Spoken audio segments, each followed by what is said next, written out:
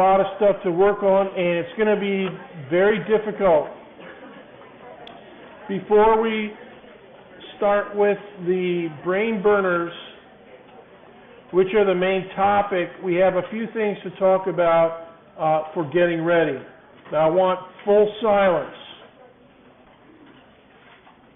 because we're talking about stuff. Yo! If you want to get special study group bonus points, listen up. Otherwise, fine. But don't distract somebody else. All right? If I ask for silence, that's what I mean. All right? Now, to get ready for exam 3, first of all, we have SI review. That's going to be with Shy. Here it is. Jot this down. 5 o'clock to 6:50 p.m. tomorrow, Friday, November 20th. And that's going to be in the Mathematical Sciences Building, room 260. Now, room 260 is the underground subterranean lecture hall. It's really cold in there most of the time. And so, anyways, that's where the SI review. Plenty of seats. Hopefully everything will go good. All right. Now, SSG groups. Listen carefully. How many did we get over here? There, 2? Okay. Special study group leaders. In this class, I've invited the following people to be special study group leaders. In no particular order: Melanie Vanderford, Morgan Cooney, Miles Davis, Brandy Stubbs, Ezekiel Menning, Elijah Putnam, Antonio Tarantino, Jacob Boehm, Bethany Myers, Andrew DeRamo, and Lindsay DeBerry. Now, I've gotten, you guys have all gotten messages in web courses. And from those messages, there's a PDF that I sent attached to it about how to operate special study groups. Now, you guys, and then here's the other people from the afternoon section, I want you to reply as soon as you possibly can. And what I really need is this printout, and 2 of you have already given them to me. Get that signed and figure out what you're going to do for your plan. And if you want to say no, that's perfectly fine. If you have to turn me down for any reason, that's no skin off your nose, and it's not offensive to me or anything like that. It happens. And you guys, the rest of you, if these are the people, so we may have, of this 18 students, we may have 15 or 16 special study groups, because usually a couple students say, no, I can't do it this semester, and which is all right. Now, for the rest of you, the way to sign up, first of all, you look at your grades page, and you look there to see if you're in Group 1 or Group 2. Now, what do I mean by that? Well, at the very top of the grades page, it says your group. Group 2 may sign up only after 7 p.m. And then you look at your value here, right? So this particular student is in Group 2. So look at that, and the students in Group 1 are going to have first dibs to sign up. All right, so everybody in Group 2, you have to wait until 7 p.m. But Group 1, you're going to have first dibs, and there should be enough spots for everybody in Group 1. And there will probably be a few leftover spots, maybe quite a few. So those of you in Group 2, don't give up hope. Be ready to, but be quick. Don't wait until 7:05. All right? But 5 p.m., you guys in Group 1, you'll have first dibs. And look for this icon, the SSG icon, on the home page, and that'll kind of lead you through to the sign-ups page. So you follow the icon. Here it is. Here's what it looks like on the home page. It's on there right now. It doesn't link to anything. There it is. Okay, right next to Professor Galileo. But by 5 o'clock on Friday afternoon, yes, it will link through to something. And when you get to that, you'll see a page with the Simpsons riding on an invisible bicycle. So In other words, this lets you know that you're on the right page. Okay, just something obvious and noticeable. And then you'll click down from there onto the actual sign-ups page. So it's kind of a few clicks before you can actually see it. Also, let me back up a little bit.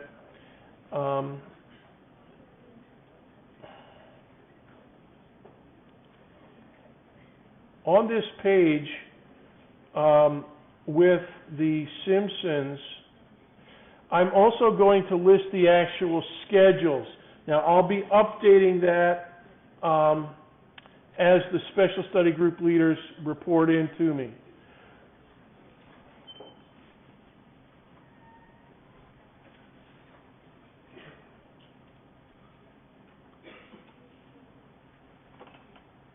Are you guys ready? You finished talking over there? You're not even looking at me. You're behind the other student. Yeah, I could hear you talking over there. All right? Now, this is pretty important. All right? And if you miss out because you're talking, do not come crying to me. I work my ass off to try to get this stuff fished up for you. I bet. No. Anyways, let's try to do it good. Do a good job. So on this page with the Simpsons, I'll try to put up, as the special study group leaders report in, I'll put in their schedule, where they're going to meet, when, how you can spot them, you know, if they're going to wear their lucky fishing hat or whatever it happens to be, special red sneakers. You know, I ask them to do that, and they'll do that, and you'll be able to spot them when you see them. They'll tell you where to meet, you know, like the flame statue in front of the library or wherever it happens to be. And so you'll be able to look at that schedule and say, oh, I want to go to group 7. Or, group number 12 looks like it fits, but let's see, number 14 is also pretty good. So you'll be able to see that hopefully before 5 p.m. tomorrow. And by 5 p.m. tomorrow, you'll be able to see as many as are going to run. And then you'll be able to, at 5 o'clock and 1 second, you'll be able to go and click in and actually sign up for one of those things. And you'll see how it works. It works pretty nicely. All right. And my last admonition to you, after you look over the schedule, find a group, and then click to join. If there's no space, there's no space. You won't be able to click in. All right. There's only 6 slots, 7 plus the SSG leader. Okay. So if 6 people have signed up for that one that you want, you know, you're SOL. But hopefully you can find another one that you can work in. All right. So try to do that. And my last admonition is just simply this. Make sure that you can make it. Do not sign up and then screw up and don't go. So make for doggone sure that you can go, because there's somebody else that wants to study and get a good grade on the exam and get some bonus points. But if you take that spot, they can't sign up. And then if you don't go, then you've doubled the amount of damage. Okay? You've taken away points that somebody could have gotten, and you won't even get any benefit from it because we're going to be taking attendance. All right? So make sure you try to do that carefully. Come on down, have a seat. File on in. And things will work out. So as I say, look and see what the very top of your grades page says, Group 1 or Group 2, and then and by the way, SSG leaders, you can't sign up. I'll be signing you up for your group. I'll set you up as the primary member, and so you don't have to worry about, you're in Group 0. That's your designation. So you won't be, don't sign up for anybody else's group. All right? Otherwise, I'll baby bop you. All right? All right, here we go. Back to the Coulomb interaction, behavior of molecules. Have your clicker ready. We're going to be clicking our brains out today. And this is probably the toughest of all the brain burners. Heat melts heat, thermal equilibrium temperature, and then the electronic brain burner. What's that? Question. Question. Over here. Yeah.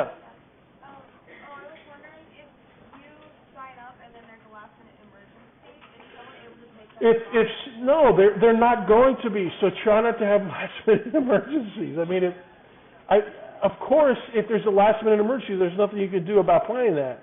All right? But all I can say is if there's a last minute emergency, it better be you're in the morgue or something like that, all right? Because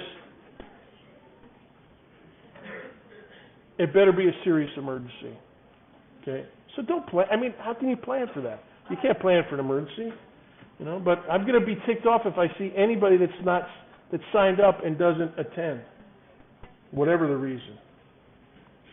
All right, water molecules. Why am I talking about Coulomb interaction and molecules?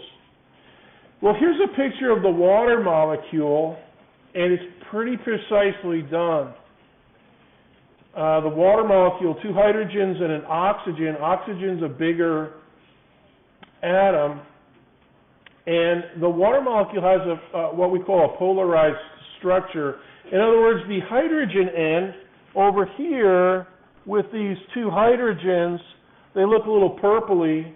They're supposed to be red, and on the movie they will look red. Those are the positive ends of the molecule. And the oxygen end over here, it's this blue side over here, it's a little redder over here. So this end is the oxygen end. That's more negative, right? And that's electrical polarity. And that has a significant amount of effect on the properties of water.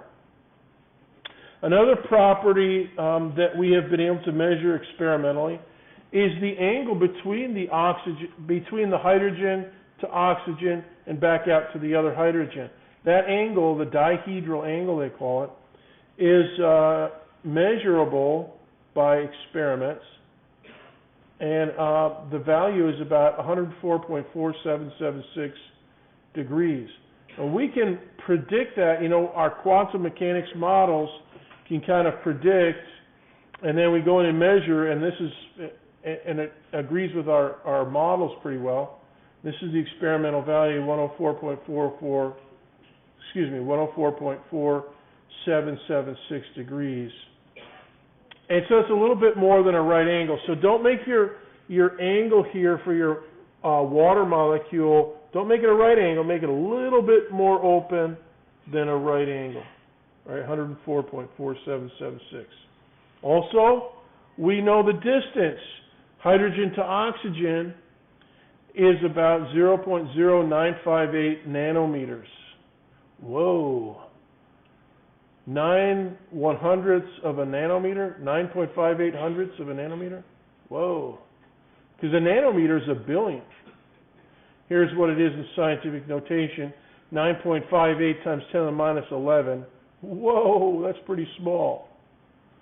All right, but we've got a good ways of measuring it with a fair amount of precision. And all of this stuff is controlled by good old F equals ma, Sir Isaac Newton and his laws of motion, and the Coulomb interaction, and quantum mechanics. I guess you could put that in there too, as well as the F equals ma and the Coulomb interaction. All right, so the reason that we're focusing on this Coulomb interaction, the electromagnetic interaction, is because we want to understand molecules. We want to understand the periodic table, and we want to understand molecules like water and other molecules. Last time we talked about the Coulomb interaction. If you were absent, this is some of the notes that we had. And what I especially focused on was, now what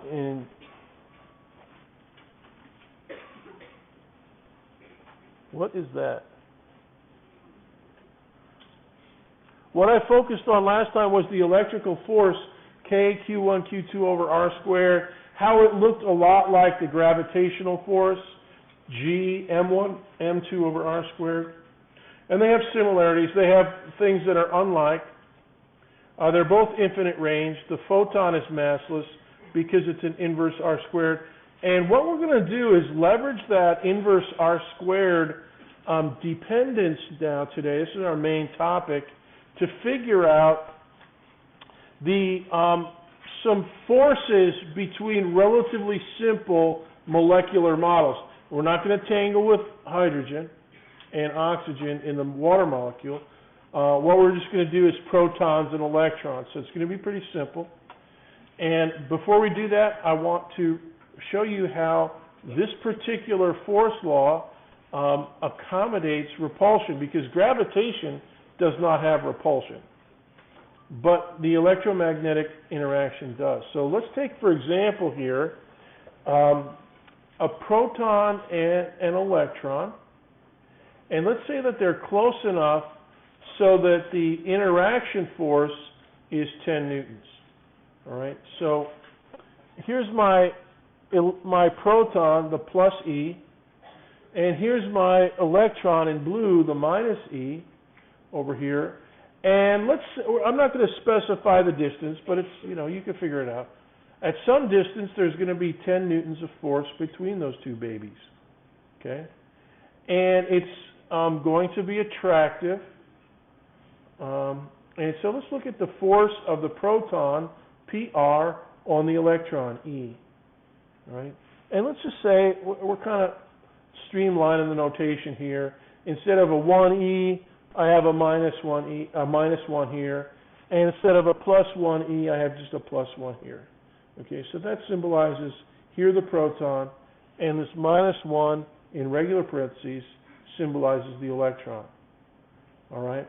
Now, if that's the case, then the minus sign here indicates a leftward force, which, if it's attractive, that electron is going to be getting pulled over to the left. The proton would be getting pulled to the right. But we're not focused on the proton, focused on the electron. This is the force of the proton on the electron. Okay? Now, if we want to focus on the proton, we can do that, a slightly different formula stuff, and it'll give you a plus 10 newtons. But for this one, the electron's on the right, so it's the force that it experiences is back to the left. All right? So now that's kind of the setting, and what I want to do now is say, all right, what if instead of a proton and an electron, I have two protons? So case 2 is proton and proton. All right, so go ahead and draw another sketch, and here's the formula that you would have to use: the force of a proton on a proton. And in the formula here, notice I have plus 1 and plus 1 in the denominator. Everything else is the same. And so that's going to give me a plus 10 newtons. And that's good because this force, it's a repulsion force now, Racile. So, ding, it's going to be going to the right. Right? So this is an example of how the minus signs all work out to produce either attraction or repulsion, depending on your position and depending on the SIGN of your charges. All right, so the difference between these two systems is one is an electron up here and the other is a proton down here. And that shows up right here in the plus and minus signs, everything else being the same. And the plus and minus signs mean left or right. Right? Plus means rightward, negative means leftward. Okay, so it all kind of works out. So make a note. Here's electron and proton attraction up here, leftward newtons. And this one, if you are careful with your plus signs of your charges, Q1 and Q2, then you'll get a plus sign here where you should. It'll get you a rightward pointing force, plus 10 newtons, on that proton over there. Now, as a side note, let me just remark to you that, and repeat what I said on Tuesday, and that is that the constant K is like a conversion factor, okay, to get newtons. It's known as the Coulomb constant. And I believe it's not the index, but the appendix of the e-text. It's 9 times 10 to the 9 newtons meter squared per Coulomb squared. So this is how the forces accommodate repulsion, which gravitation cannot do. The reason for that is there's no sign to mass. Mass is always positive. There's no such thing as a negative mass. Okay, so, and that's how that works out in the formula. All right, another thing that we did last time was we talked about this problem. Go ahead and jot these two protons and then the electron on the left. Let's say that they're equally spaced. And I asked you last time, what direction is the net electric force on the rightmost proton? So here's the rightmost proton where my cursor is, on the right. And it's going to get a little bit of repulsion from the proton in the middle. And it's going to get a little bit of attraction leftward from the electron. But the electron is twice as far away. Right? So here's what you get. Right? So you get a little bit of rightward push of repulsion. All right? And you get a little bit of leftward pull toward the electron. But now, make sure your two arrows are different sizes, and I made sure that my little arrow was leftward and 1/4 as long as the rightward arrow, because the electron is twice as far away, so the size of its force is 1/2 squared, 1/4. And in the inverse R squared force laws, you have to take that distance into account. And we're going to be working on some problems today, the electromagnetic brain burners, that have caused the brains of many students to burn for many semesters. Something we cover every semester, and you have to keep track of all this. So the leftward attraction is 1/4 of the rightward repulsion. Write that sentence down exactly the way I have it, because it says in words something or several things that you have got to decide. You have to decide if two particles are attracting or repelling. All right, and then you got to figure out, all right, is my repulsion, is it a repulsion to the left or is it a repulsion to the right? Okay. Is it an attraction? Well, depending on where the particles are, you could have attraction to the left or attraction to the right. So you have to decide all that stuff.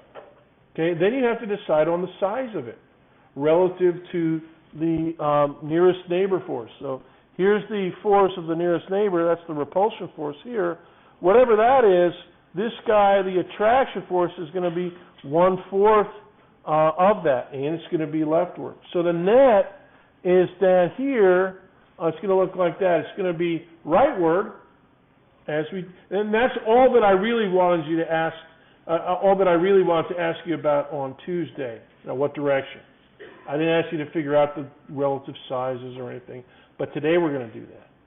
Right, so this one's rightward, and it's actually 3/4 of the length of the big arrow here, because 1/4 of the length is an attraction to the left. So 1 minus 1/4 is 3/4, and that's what this is. And I measured these out really carefully. Okay, so this one is 200 pixels here. This one is 50 pixels in length, and this one is 150 pixels to the right. So it's all carefully done. Now, I have a clicker question for you. Get your clicker out. And let me... Oh, 11:55. Okay, get your clicker out, and I'm going to prevent any discombobulation, I'm going to ask you a question, and then we're going to take a short break. Okay, question number 1.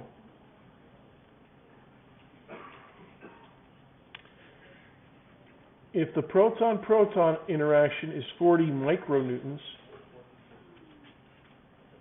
how large is the electron-proton interaction? Now, I'm not asking for a direction, just for a size.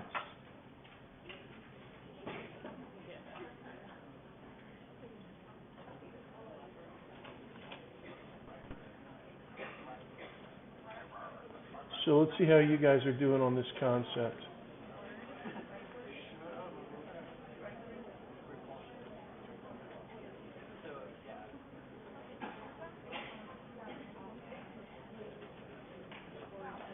"30 seconds.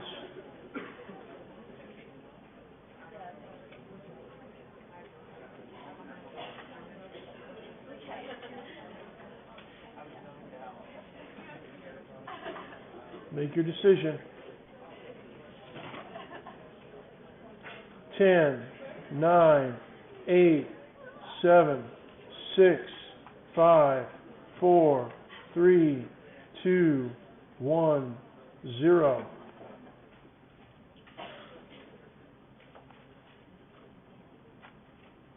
Sweet. Yeah, it's 1/4 of the proton, because the electron's twice as far away. So whenever you know the distance, square that, and then 1/4 that is the shrink down factor. Question? It doesn't need to be specified that it's not the middle proton, it doesn't matter. I'm asking you about the. Oh, I see. So actually, you're asking. If it was the proton in the middle, If it was the proton in the middle, then yes, it would be 40. Good. I'll have to remember that for the. Oh, I almost blurted out what's going to be on the test. But yeah, if it was the, I was thinking about the rightmost. I should have rightmost proton up there. All right. Let's.